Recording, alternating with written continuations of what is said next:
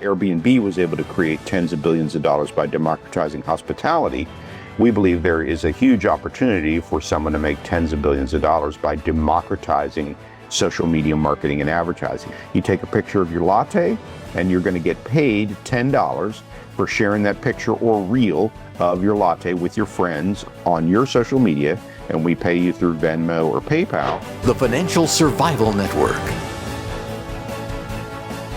Now more than ever. The Financial Survival Network. And welcome. This is Financial Survival Network. I'm your host, Kerry Lutz, and, well, got a really interesting company to share with you today. The name of it is Thumzup Media, and that's THUMZUP media.com. That's their site, NASDAQ symbol TZUP. With me now is their CEO, Robert Steele. And before I start the interview, Robert, I just want to preface it. I looked at your site. I looked at your concept of being able to effectively get your message out without having to go through a huge gatekeeper media concern where you pay a lot of money, you waste a lot of money, and I think it's brilliant. On that note, tell us exactly how it works and where you're at in the process. Sure. Thank you, Kerry. Great to speak with you today. Yeah, so we believe that there is a need for what we think of as Uber for advertising. So just like how Uber was able to create tens of billions of dollars in value by democratizing ride sharing, and similar to how Airbnb was able to create tens of billions of dollars by democratizing hospitality, we believe there is a huge opportunity for someone to make tens of billions of dollars by democratizing social media marketing and advertising. And that means opening it up so that everybody can participate and everybody can make a little money. So with that concept, we came up with the Thumzup app. It's currently in the Apple App Store and it's in the Google Play Store. So we have more than 1,000 advertisers on the platform where people can go to one of our advertisers and they can get paid to make a social media post to their personal friends through the Thumzup app. So as we were talking about just a moment ago, we have a coffee shop in Los Angeles called La Frenchie Cafe. So you can go to La Frenchie Cafe and there's a sign on the counter that says get paid to post. It's got the QR code for the Thumzup app on it. You point your phone camera at the QR code. It puts the Thumzup app in your phone. You take a picture of your latte and you're going to get paid $10 for sharing that picture or reel of your latte with your friends on your social media, and we pay you through Venmo or PayPal. And then also this works for consumer products. So we have a soda brand called Bossa Nova Soda Bossa rather, and you can go to Ralph's or Vaughn's here in Southern California and get paid $10 to share a photo or a reel of Soda Bossa with your friends on social media. So when your listeners hear that, we want them to think, wow, if it's working for that one beverage brand, it could work for every beverage brand. And if it's working for that one coffee shop, it could work for every coffee shop. So we're very excited about the Thumzup technology and believe that this is the future of ad tech and social media advertising. Yeah, it truly is democratizing it where, like I say, you don't have to go through the huge gatekeeper, and it's much more targeted and it's much more personal too, isn't it? Yes, and we think it's fun. You know, the influencers are kind of everywhere in the culture, and so this allows everybody to be an influencer for a moment. We're not targeting professional influencers; we're targeting the general public, and we think that it's fun. Who doesn't like to make a little extra money for telling their friends about things that they like? And is there requirements, how many followers you need on Instagram or TikTok? How does that work? Yeah, great question. Thanks for asking. So the way that it's set up right now is we tried to keep the configuration for the advertiser super simple. But there's an advanced settings button that you can click on when you set up a campaign in Thumzup that gives you a bunch of configurable choices. So one of those choices is that the brand can decide what the minimum number of followers is that they're willing to pay for. So the default setting is 50, 50. But if a brand only wanted to pay people that have 1,000 followers or 10,000 followers, then they would just set that number there, and then the app would tell the user that this campaign requires a minimum number of followers. Now, we encourage the brands to keep it at 50 because what we see is that in aggregate, after a brand or an advertiser gets 100 posts, just 100 posts, they're going to see that they get three groupings. They get some that are between 50 and 100. They get some that are between 500 and 5,000. And they get a couple that are 10,000, 100,000, more of the professional influencer follower count. Because what happens is that there's enough of these professional influencers out there that they run into a Thumzup advertiser, and they're willing to take the smaller payout from us because they actually like the product and they want to share it with their audience. So if the advertiser just runs the campaign long enough, they're going to find that the average number of followers shakes out to be between 2,000 and 3,000. So the reason why we want them to get the smaller follower counts as well as the larger follower counts is because the data shows that the smaller follower counts, that their friends are going to pay way more attention to those posts on a percentage basis because they actually know those people. So it's dilution. The larger the channel, the less personal connection there is, unless you're some kind of celebrity or something, in which case you're probably not thinking about $10, but I can see scalability here, right? Yes. Robert? Mm-hmm. Absolutely. Right. So what's the goal? Like, it looks to me like this is the kind of thing that could go viral very, very quickly. Sure. Well, the way that we position this when we are raising capital is I'll say something like that there's 33 million small businesses in the U.S. On average, in any given year, 45% of them buy digital ads. That's about 14 million. So our goal is to get to the point where 10% of those small businesses have given us 20% of their ad budgets. On average, they spend $500 a month. So that math shakes out to about 1.8 billion in ad revenue on our platform, and our revenue from that would be 400 million. So if we can get 10% of the small businesses that buy digital ads to give us 20% of their ad budgets just in the US, then we could be at 400 million in revenue. And if we can trade at 5 times the revenue, that's a $2 billion company. Right now, market cap's about 80, 90 million. So that's a tremendous amount of upside for people that get involved in the stock. And I'll just remind your listeners, the stock symbol is TZUP, Tom, Zebra, Umbrella, Paul. And then we're just now segueing into opening up our major brands activity. So we believe that this is that we're going to have household name brands in the Thumzup platform, and we've been putting out some feelers in that community. Had some very, very good initial calls with names that everybody would know that I can't share yet because they haven't signed on the dotted line. Understood. And what I also like is the simplicity, because when you go to the big platforms, no matter how sophisticated a computer user you are, that stuff can drive you nuts. And also analytics. Like, basically you need AI to set your ads up, and you need AI to figure out whether they're doing anything. This is the utmost of simplicity. We've had many people look at the configuration for a Thumzup campaign and tell us that they think that businesses will use Thumzup simply because of how much simpler it is to set up a Thumzup campaign than to set up a native Facebook or Meta campaign. It's just a couple clicks and you're in, and people are telling their friends about your business. The cost of these campaigns on the platform, you never really know if they're successful or not oftentimes until you pump a ton of money into it. And the difficulty, so you kind of need an expert to help navigate through the hurdles of placing ads on the platforms. And then they don't always take off. Sometimes they take time. They don't go when you want them to go. This seems like almost immediate, and you find out your response like like that. That to me is really, really fascinating.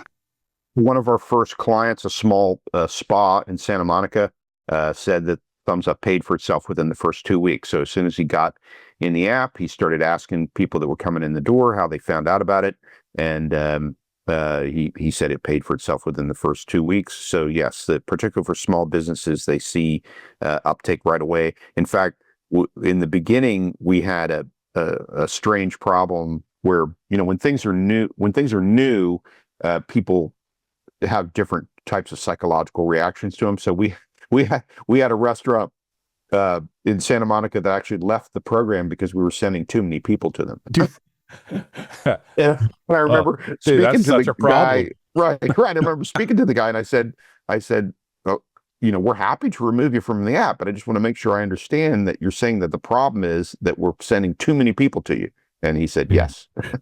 Well, I watched one of your spokesman, Mr. Wonderful, talking about it. And one of the questions he always asks on Shark Tank is, what's your cost of customer acquisition? I know your cost, you mentioned it prior, and that'll probably come down, but your customers their cost of acquiring their customers through you, it seems like it's dirt cheap. Yes, I'll give you two different answers to that. So we're very much in a growth phase. It's still early days for Thumzup. We're in the thousands of brands and users. We're not in the tens of thousands yet. So in the beginning, it costs money. So the way we do this is we pay the advertiser, we give them $100 campaign to give it a try, and that's very, very common in ad tech. So Google right now, if you sign up for Google Ads campaign, they'll give you $500. Reddit will give you $500. So we give $100 right now. We're not as bankrolled as those two companies. So that's a standard way to get an advertiser started in digital advertising. So that's a cost. That's a customer acquisition cost. And then we primarily grow through a network of commission-only sales reps. So we pay our commission-only sales rep $100 when they sign up a new advertiser, and we give that advertiser $100 in a promotional campaign. So the customer acquisition cost is roughly $200 right now. And then, as you said, but for our advertiser, they're paying us. If they pay the Thumzup user $10, we charge them $16 for that. So $6 is our revenue, $10 is what the user gets paid. So if one of the user's friends comes to the business, then their customer acquisition cost was $16. And if two of their friends come, then their customer acquisition cost was $8. Yeah. So for local advertising, which now with the demise of local newspapers, of local media, this is phenomenal. But I see the far bigger play, the national advertisers, because you have this behemoth corporation, multi-billion-dollar company, very cold and impersonal. And then you've got, social media people saying, hey, I'm recommending these guys. I mean, there's a certain genius here that I see to this, and the ease of use. Yeah, okay, so maybe I can't retarget at this point. Maybe I can't retarget everybody who watched the ad. All right, I don't really care about that. Maybe I can tag it. Maybe I can do it. But the cost and the value of the customer, a coffee shop customer who's a daily person, that could be $250 a year, and I paid $10 to get them. That makes my cost of acquisition like 4% or something like that. Pardon my math. 10 is about 4%, 2.5%. I can't see, in terms of cost effectiveness, anything that even approaches this. Yes, and one of our use cases that we pitch to larger brands is, imagine a sports stadium, and we put a Thumzup offer on the Jumbotron and say, get paid $10 to share a video of your enjoyment of the latest snack product at the concession stand from some major snack manufacturer. So imagine having 10 or 20,000 people in a stadium telling all their friends about the new flavor of chips at the at the concession stand. We can do that. We're pitching that right now, and we think that's a game changer for advertising and marketing. So let's talk a little bit about you, Robert. Obviously, this is not your first rodeo. You seem to me, you have the personality. We would classify them now as disruptors, that you look at the system, you see its limitations, and then you come up with a way to bypass its limitations or capitalize on them. What else have you done throughout your career? Well, thank you. Great way to phrase it. Yes, that's my personality. So, been at this a long time. As a teenager, my parents bought me an Apple II when I was like 13. I created a business making game controllers. So, in the very, very beginning, the computers didn't even come with a game controller. So I made them in my garage and sold them at local computer stores, when I was 13, 14 years old. So that's exactly what you're talking about. I saw something that needed to exist that didn't exist.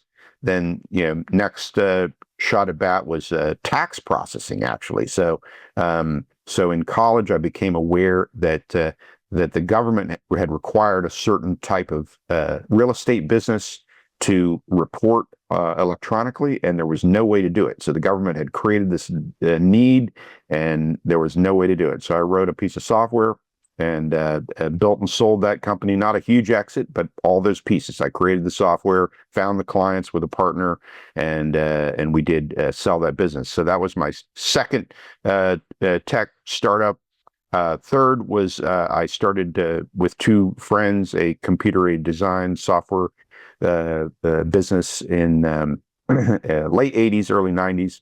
And it was very early in computer-aided design, and set up some of the first microcomputer-based GIS and systems for local utilities.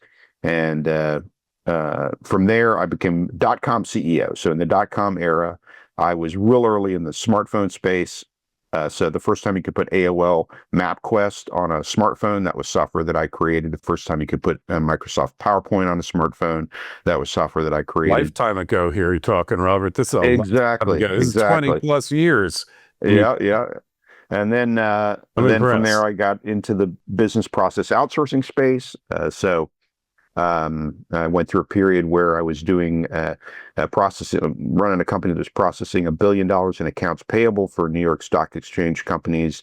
That was all, right when that was even possible to do all that. And then from there, I was in the copyright technology space. So that's a public company that I started that had Warner Brothers and BMG as clients. The technology I created was used to win $2 billion lawsuits to protect copyrights on the internet. And then that takes me to Thumzup. So that's a little recap of what I've been up to. That's a great story. So obviously they weren't all winners. You had a few failures along the way, like the rest of us. Tell us. You don't have to be specific about how it failed or whatever, but just tell us the best lesson you took away from one of your failures. Well, yes, definitely have had some failures, but the lesson is don't give up. That, I was a .com CEO. I was very early in the mobile space, and I should have just kept it up. So you get hit. It's normal you're going to get hit with really things that seem overwhelming, but you can make it through. And it's a head game, a mind game. And if I had if I could go back to Robert 20 years ago and say, just pick yourself up and keep moving, don't give up. Your gut instinct about where the market is going is correct. And you'll live to fight another day if you just get up and stick with it rather than actually laying down the sword. So that's the number one thing that I learned is stick with it. It's the Winston Churchill cry, never give up, never give up, Never, ever give up. 10 most important words in the English language. So now you got this amazing concept and you're seeking acquisitions and you wind up getting into crypto. There's a synergy there that I know is there. And of course, it's a humongous industry and it'll grow 1,000-fold from where it is now. And I realize you got ongoing discussions, NDAs, and securities regulations that prevent you from really telling us the entire story. In broad brush strokes, tell us the crypto strategy. Sure. So thank you, Carrie. Thanks for asking. And everything we're going to discuss is publicly released. So what happened was that we successfully got Thumzup on the NASDAQ, stock symbol TZUP. Had the honor of ringing the bell at NASDAQ in November of last year. And very exciting, walking down the hall, seeing photos of Steve Jobs doing it and Jeff Bezos doing it. Is definitely a high, a great moment. But it's also game time. It's very serious that now shareholders are going to expect significant revenue and significant revenue growth. So the reality is that it was taking us longer to get to the level of adoption that we had expected on the core Thumzup platform. So we started looking at acquiring some digital agencies. I was signing NDAs in January. The idea was to buy a company that had 8 figures in revenue and that already had the types of clients, major brands that could pay for the Thumzup technology. So in that process, we had raised $8 million in our re-IPO to NASDAQ, and we bought $1 million of Bitcoin.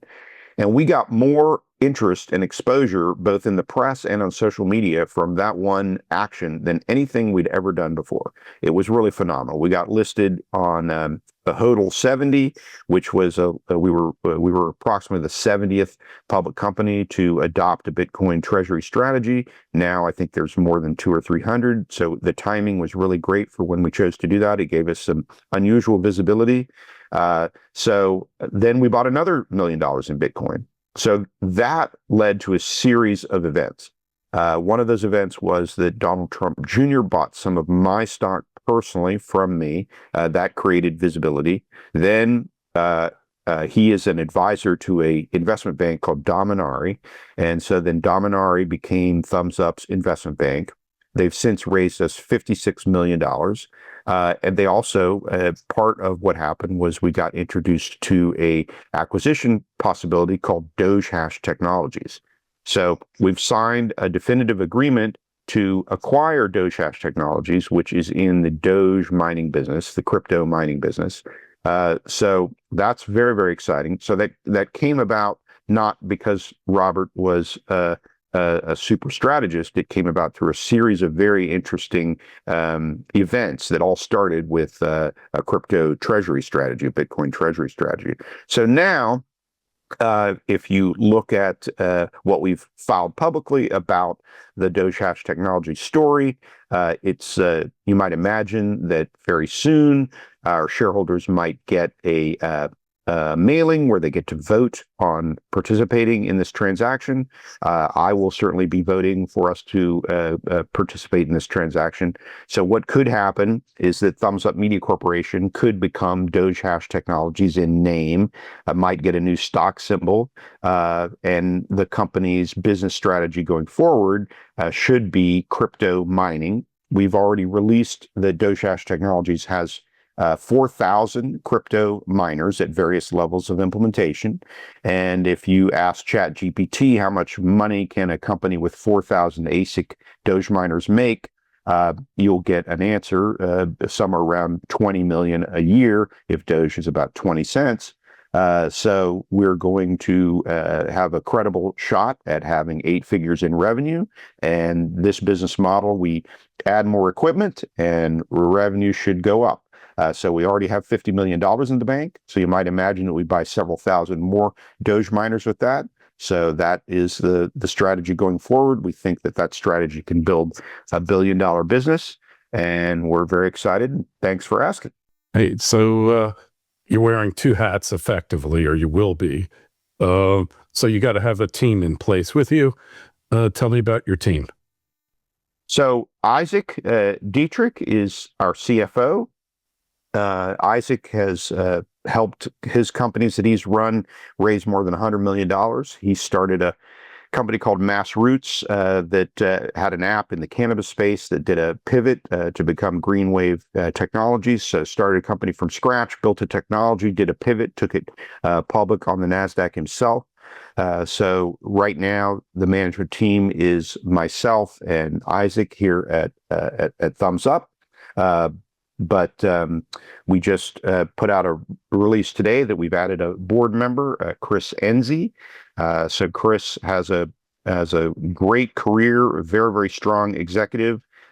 Did some time at Riot Blockchain, which is in the space that we're getting into. So we're starting to bring on some accomplished talent in the crypto space. So stay tuned as we get farther along on this acquisition, and I think you might see some more very, very talented people come on board. It's really exciting here. It's an honor to work with you. And I suggest everybody out there go to thumzupmedia.com. That's THUMZUP, and sign up for notifications so you find out when the renaming is going to take place, because oftentimes with renaming and refocusing, revaluations take place as well. The link's in the show notes of this interview. And of course, the ticker symbol on the NASDAQ is TZUP. And Robert, it's been a real pleasure. I can't thank you enough for coming on the show. We'll talk to you again real soon. Thanks, Kerry. Have a great day.